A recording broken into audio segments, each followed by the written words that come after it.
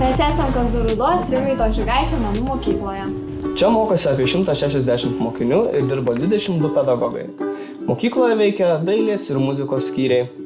Mokiniai čia mokosi tapybos, piešimo, kompozicijos, grafikos.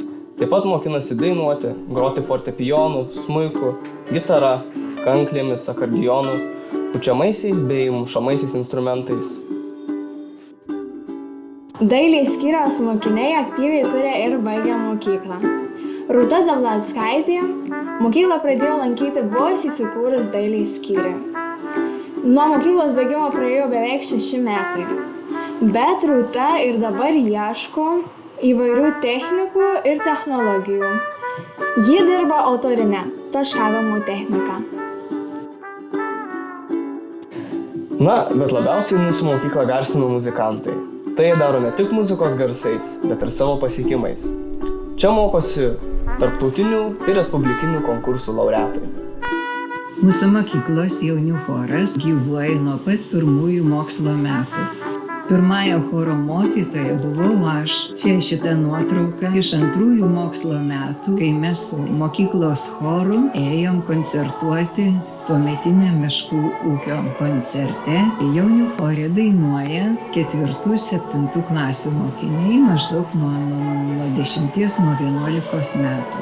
Padainavę jaunių chore keletą metų įgyja dainavimo įgūdžius mūsų mokiniai, kuriuos gali toliau sėkmingai tobulinti, įsijungia į studentų kolektyvus ar kitokius meno saviveiklos kolektyvus.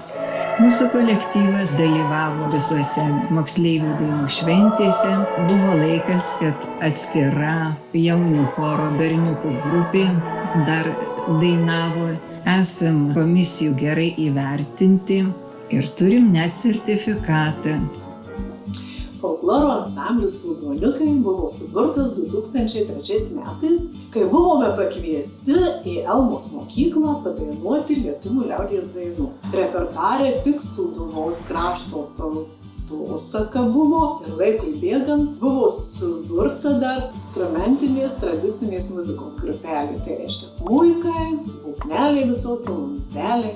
Prasidėjo konkursų Tramtatulis, tokia epopėja. Čia mes visada važiuodavom dalyvauti į tą konkursą ir gimė mūsų laureatai Pilkauskaitė Agnė, Vera Namskūnaitė, jos buvo 2011 nominuotos kaip geriausios iš geriausių Lietuvoje. Toliau dar 17 metais čia sublizgėjo mūsų berniukai, tai 2 duetai buvo Tomantas Matonis, Liudvikas Savickas ir Gustas Jurevičius ir Tatas Mieliauskas. Štai dar mes koncertuodavom ir už Lietuvos ribų. Sūduoliukai gyvuoja iki šiol.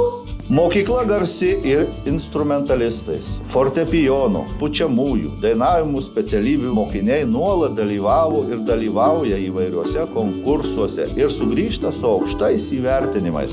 Turime visą plejadą mokinių, kurie tęsė muzikos studijas toliau ir dabar jau yra pedagogai, orkestrų solistai, atlikėjai. Štai jie. Remigijus Adomaitis, šiuo metu garsus choro dirigentas, vaikų choro Dagilėlis vadovas. Andrius Puskunigis, atlikėjas, orkestrų solistas, išleidęs 4 kompaktinės plokšteles. Studijas baigęs Prancūzijoje ir Vokietijoje. Agnė Pilkauskaitė, talentinga smuikininkė, grojanti Lietuvos valstybinėme simfoninėme orkestre.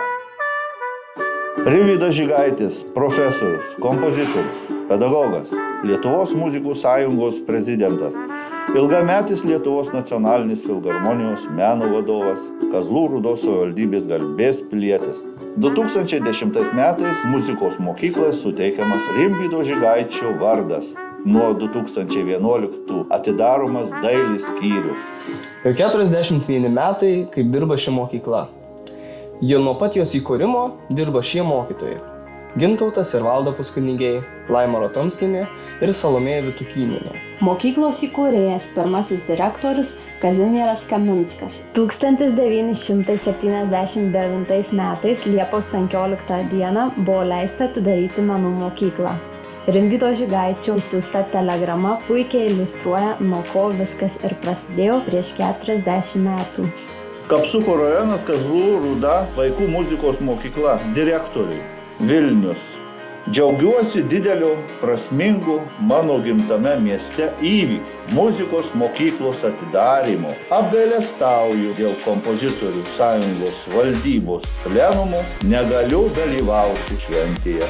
Nuoširdžiai sveikinu visus, linkiu gražių rezultatų, skiepijant jaunųjų širdyse meilę gėriui, grožiui, meilę gyvenimui. Rimvydas Žygaitis.